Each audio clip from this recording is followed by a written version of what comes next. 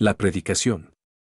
Para datar el inicio del ministerio público, Lucas pone especial énfasis en presentar los datos exactos acerca de la predicación de San Juan Bautista, a quien Jesús acudiría para hacerse bautizar.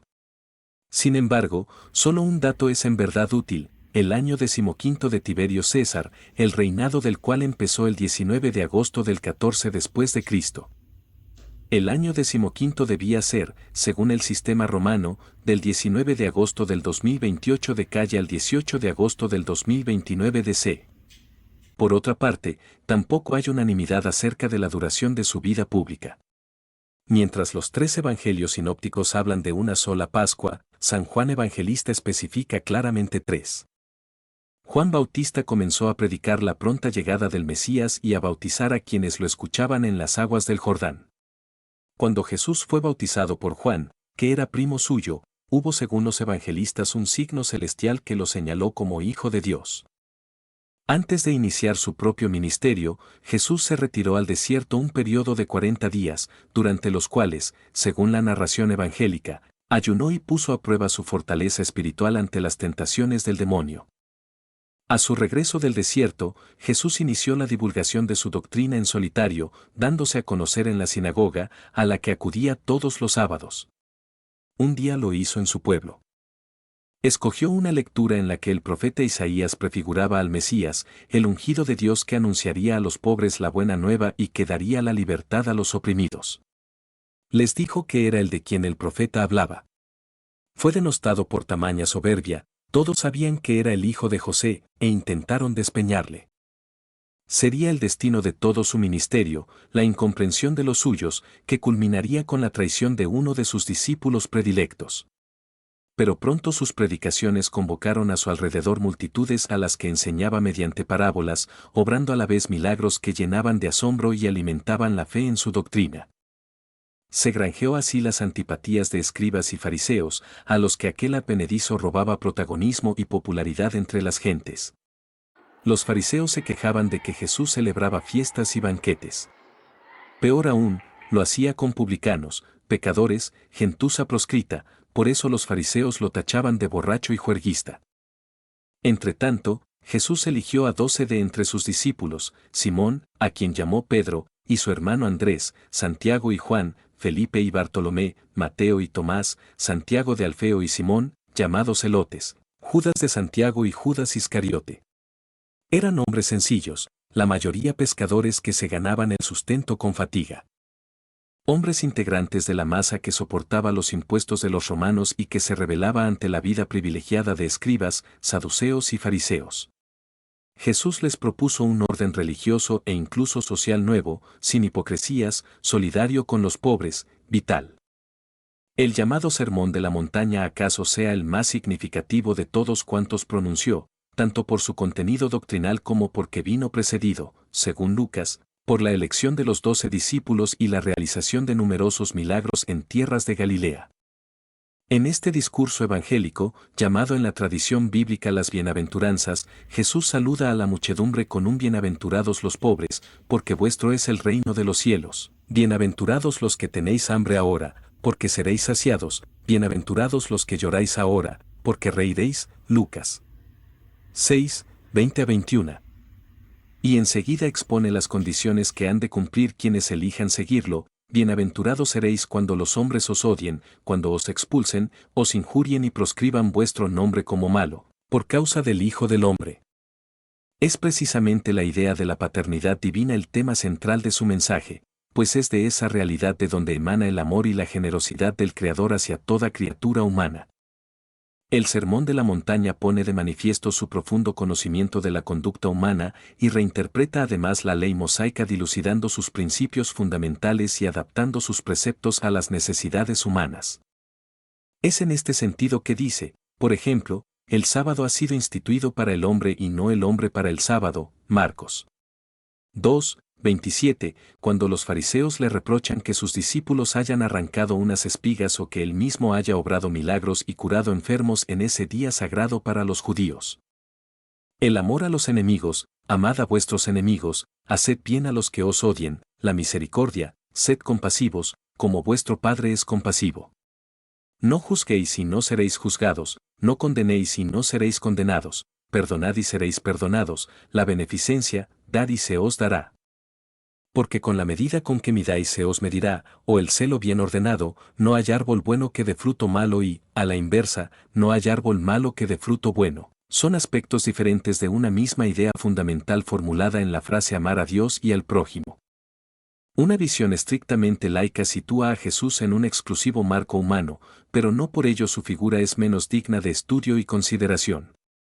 Él, que se autodefinía maestro, no seguía las pautas de la clase poderosa judía, transgredía la norma sabática, iba acompañado de mujeres, María y Marta, Juana, mujer de Cusa, un administrador de Herodes, Susana, y otras muchas, y se hospedaba en sus casas.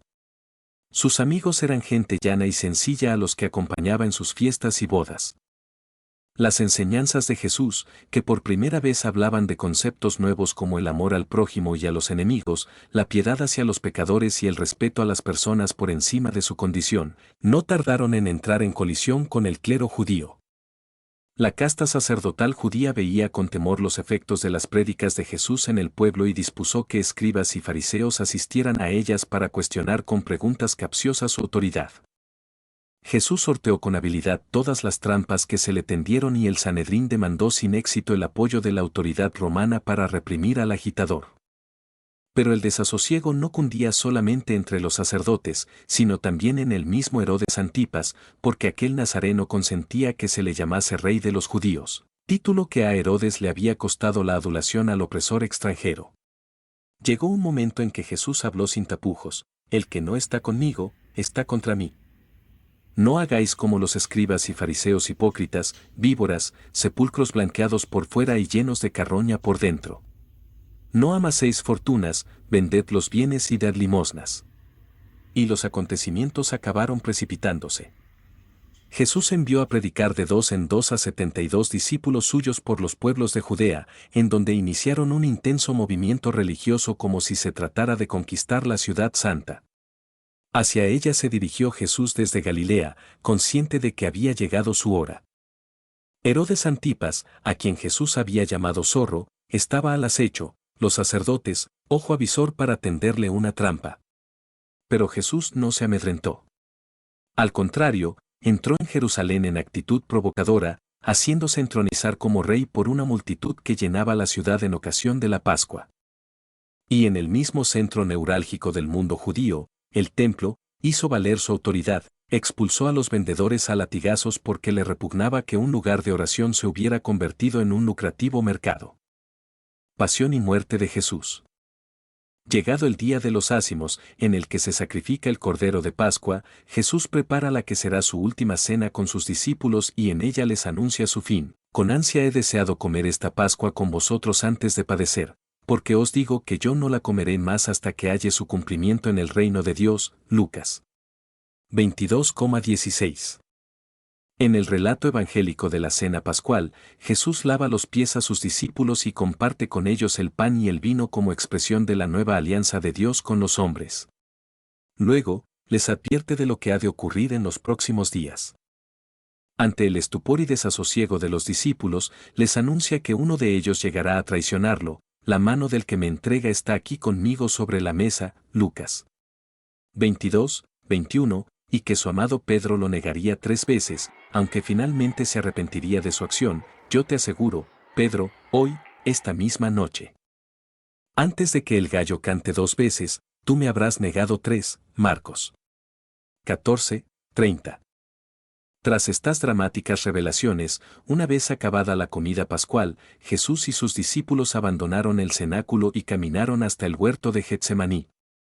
Enseguida, Jesús se apartó en compañía de Pedro, Santiago y Juan, a quienes les dijo: mi alma está triste hasta el punto de morir, quedaos aquí y velad. Marcos 14:33.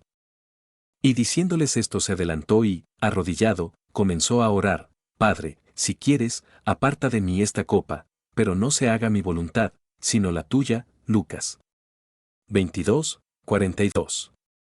Poco después, la guardia del templo se hizo presente en el lugar y prendió a Jesús. Los sacerdotes del Sanedrín habían preferido hacerlo detener lejos de la muchedumbre que lo seguía con fervor. Con el propósito de sorprender a Jesús indefenso, el Sanedrín había comprado la voluntad de Judas Iscariote pagándole 30 monedas de plata, cantidad al parecer equivalente a 120 denarios, que era el precio que se pagaba entonces por un esclavo o el rescate de una mujer, de acuerdo con lo prescrito por la ley mosaica.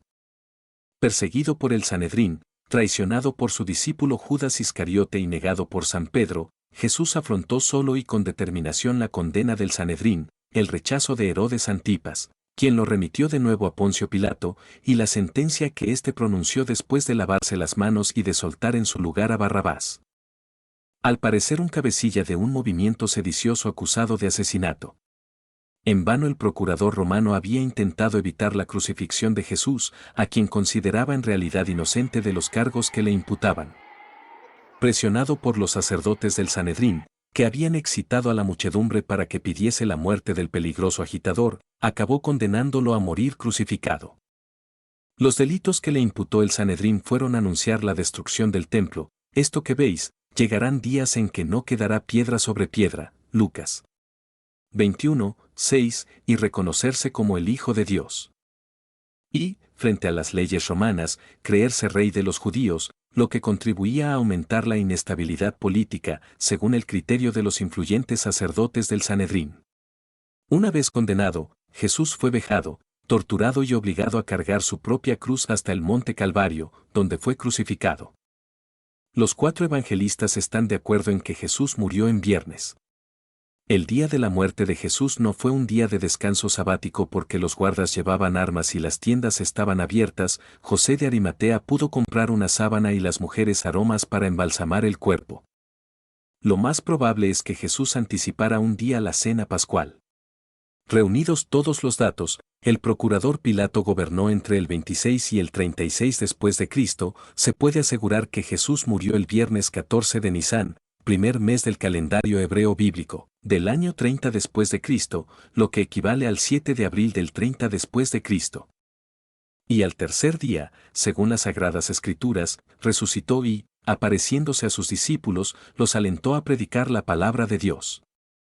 Deja un comentario sobre la importancia de Jesús en la historia de la humanidad. Dale like, suscríbete y comparte. Hasta la próxima.